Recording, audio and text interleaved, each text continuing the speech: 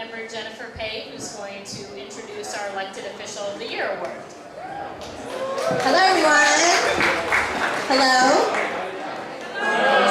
Thank you.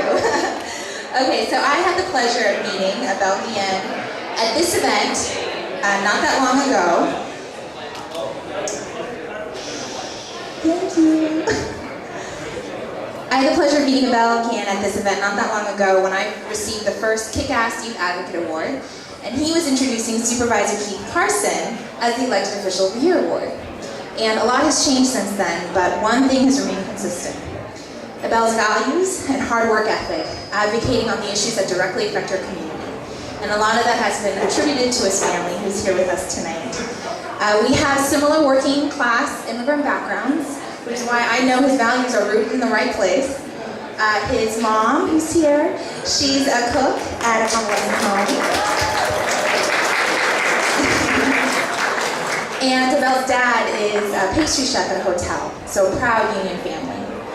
He's the first in his family to graduate from college, just like myself. And he grew up in the Bay Area, right here, but in a neighborhood where not a lot of kids had the opportunity to go to college. But because of his family, he was able to get a great public education at the University of California, Berkeley. I knew he was going to get a response for that. Where he got a BA in sociology and a master's in public policy. Now, in 2006, if you weren't around, here's a little bit of history for you. Just in 2006, he did what a lot of people in this room, and many that are outside of this room, thought was impossible. He challenged an incumbent. And if anyone knows how hard that is, that would be me. But Abel, through his strong conviction and a grassroots campaign that was led mostly by young people, some in this room, he became the first Latino elected to the Peralta Community College Board and the youngest to ever serve as its president. And in keeping with the goals of this event to be environmentally friendly, Abel has led green initiatives at Peralta. He helped secure over $20 million for career education and green jobs. He also created the Easy Pass with a partnership with AC Transit that saved over $1,000 for young people. $1,000, that's a lot of money with these budget cuts that's going on, to making sure that young people took the bus. He's also expanded health clinics at Peralta, so more students have access to the inadequate healthcare system that sometimes we may endure. And he even fought to keep the child care center open at the College of Alameda. So it's clear with Abel's long track record, he knows the issues in our community. And I've had the pleasure to getting to know him over the years. And it's truly an honor to not only call him my friend, but to also know that I trust his leadership because it's grounded in the same values as mine.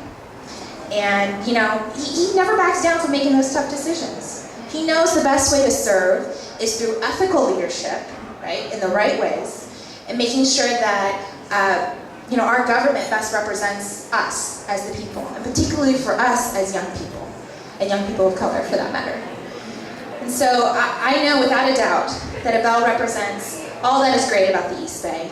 He represents the future of the East Bay. And I hope you will join me in congratulating the 2011 Elected Official of the Year Award to Mr. Abel Guillen.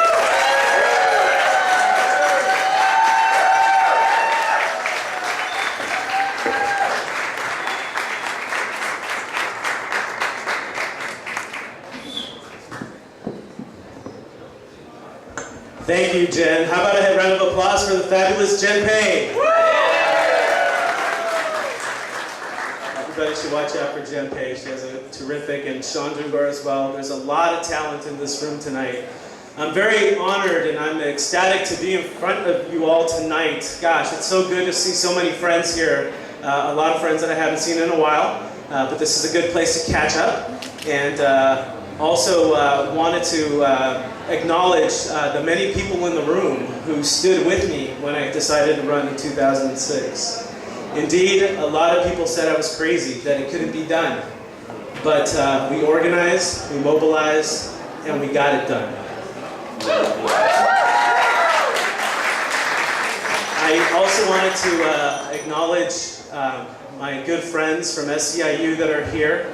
Abigail Brewer and Diana Lara, our president and ex-president of SEIU at the Peralta chapter. Thank you for being here tonight. And thank you for believing in me back then in 2006. Your friendship really means a lot to me. Thank you. I'm going to share with you a little bit of story. I think all of us have a sense of when we all get sort of politicized, if you will, and my family's here, but I don't know that I ever told them this, and I think my older brother may remember, but I grew up in the Mission District in San Francisco. How many of you are familiar with the Mission? Good burritos, right? I don't know if they're better than the Fruitvale, though. So, I remember I spent a lot of time, my brothers and I, we spent a lot of time at the Boys Club. That's where I grew up. I remember sneaking into the Boys Club at the age of 6. My older brother was about 7, and I lied. I said, hey, I'm really 7 years old. And so anyways, they let me into the club. I spent my formative years in that Boys Club learning a lot about leadership, teamwork, playing sports, and it really made a difference in my life. It was when I was about 8 or 9 years old that a good friend of mine, his name was Frosty, he lived in the housing projects down the street. And I remember coming back to the club and hearing the news that he had been shot. It's like, I didn't understand that concept. Frosty is gone? What do you mean? He's no longer around? And I remember coming to at a young age, coming to the community meeting at the local church, where we had all these politicians show up. We had, I remember Angela Leota was there, Mayor Art Agnes at the time. They all came to my neighborhood, and all the cops were there. A big community meeting about my friend Frosty, because he was no longer with us. And I remember thinking like, wow, how did all these people, who are these people? Why are they here? They don't know my friend Frosty. They don't know who he is. That's my buddy that I used to play with at the club.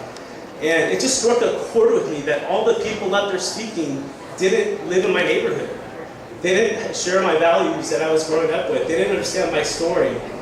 So at that point, I didn't know that I was being politicized, but it really made an impact on me because the people that were representing my neighborhood weren't necessarily representing my friends or my community.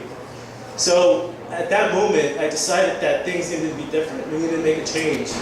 And so thanks to a lot of mentoring, a lot of good people in the Boys Club, a lot of mentors, they lifted me up and they helped me succeed and go to Cal. Imagine that. Kid from the mission. Those programs that, while my parents and my dad, they all struggled to work every day to bring food to the table and take care of my brothers and I. Sometimes we're a bit of a handful, we must admit. I had every intention of wanting to go to school, but I didn't know how to navigate the system. Well, there was these great outreach programs out there that were state funded that said at 6th grade, guess what, you can go to Cal, you can go to college. For me, growing up in the mission, Cal could have been on the East Coast for all I knew. So far away, so unattainable. But because of the counselor, he told me, you can go to Cal, you can go to college. I followed his program. His name is Hercubon. I followed his program, had to go to Saturday school, do all this stuff. But at the end of the day, it paid off. I've never forgotten that sense of responsibility that I've had. And that's what I decided to run for the Peralta Community College Board. Today, I'll share with you a brief story, if you will indulge me for a second. This is a story of a student of ours that just graduated about a month ago. His name is Harold. Harold has a similar story to mine. He grew up in West Oakland, he went to the Climates, and he actually ended up dropping out of school.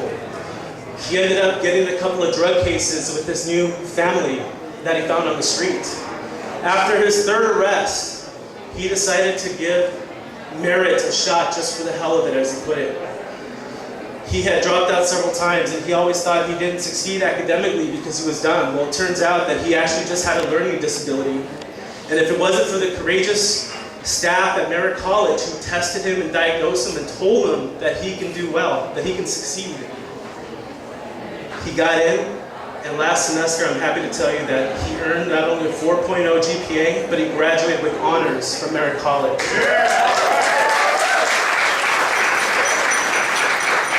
My story, the story of Harold, they're not unique. They're not unique stories. There's a lot of stories out there.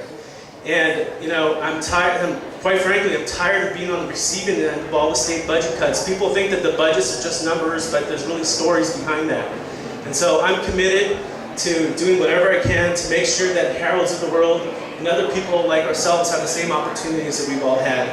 I'm very elated to receive this award, and it really means a lot to me to be recognized, particularly from my peers who believed in me from day one. I think a lot of people said I was crazy for doing it, but the East Bay Young Devs stepped up and said, you know what, we're going to do this. And we got it done. So